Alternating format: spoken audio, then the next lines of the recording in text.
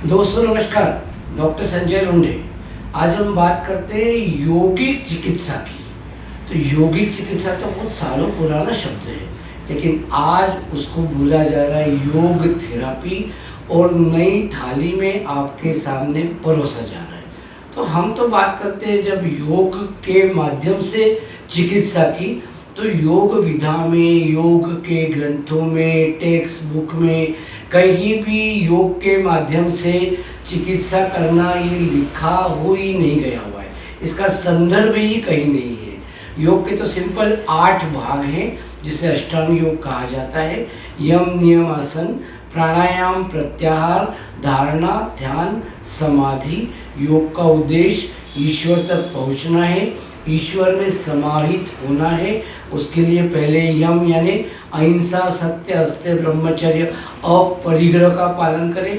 फिर नियमों का पालन करें, शौच, तप, संतोष, स्वाध्याय, ईश्वर प्रणिधान। उसके बाद एक पर्टिकुलर किसी भी पोजीशन में अधिक देर तक सुखपूर्वक बैठे और फिर ईश्वर पे ध्यान अपना समर्पित करें। उसके लिए पहले अपने श्वासों पे ध्यान दें, फिर एक बिंदु पे ध्यान दें, और इस प्रकार से आंखें बंद करके लंबे समय तक ईश्वर को अपना जो भी है वो अर्पण करें। धीरे धीरे आप ईश्वर तक पहुंचते जाएंगे। ये सब जब आप करते जाएंगे तो एक स्थिति ऐसी आएगी कि आप जो है ये सारी जो शरीर की व्याधियाँ हैं इससे दूर हो जाएंगे। शरीर व्याधिग्रस्त होगा ही नहीं, कोई भी विकार आप तक पहुँचेगा ही नहीं। तो ये वो योग का उद्देश्य है। लेकिन तो भी यदि योग थेरापी हमको सीखना है, उसके बारे में कोई जानकारी लेना है, तो उसके लिए आवश्यक होता है कि योग के लिए हम शरीर को समझें। तो शरीर को समझने का जो विज्ञान होता है, जो आधुनिक चिकित्सा में है, उसको बोलते हैं शरीर विज्ञान। 2 प्रकार से शरीर को समझा जा सकता है। एनाटॉमी, एनाटॉमी मतलब शरीर रचना विज्ञान, शरीर किस प्रकार बना हुआ है। एना यानी कोई रचना, टॉमी यानी उसको खोलना, किसी रचना को खोलकर उसका अध्ययन करना, उसको बोलते हैं एनाटॉमी। दूसरा होता है फिजियोलॉजी। फिजियोलॉजी यानी फिजियो यानी क्रिया, लॉजी यानी विज्ञान। किसी भी विज्ञान के माध्यम से क्रियाओं को समझना, उसको बोलते हैं फिजियोलॉजी। तो एनाटॉमी और फिजियोलॉजी, शरीर रचना और शरीर क्रिया, इस दोनों को मिला के जब एक विज्ञान बनता है उसको बोलते हैं शरीर विज्ञान। तो इसको समझना बहुत आवश्यक है।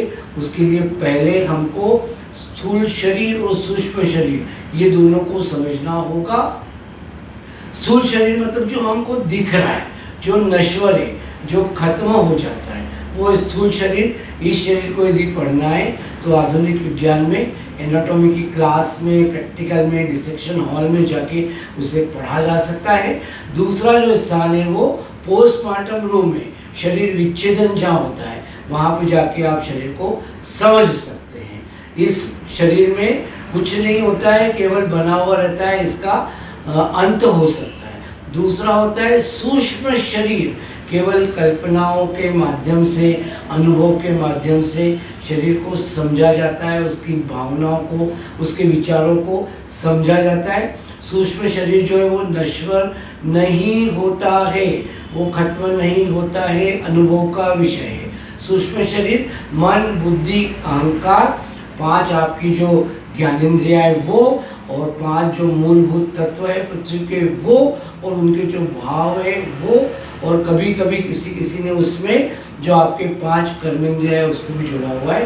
तो जो स्थूल शरीर है वो 23 भाग से बना हुआ रहता है। तो अगले बार हम इसको आगे बढ़ाएंगे और इस शरीर को योग के माध्यम से समझने का प्रयास करेंगे। बहुत बहुत धन्यवाद।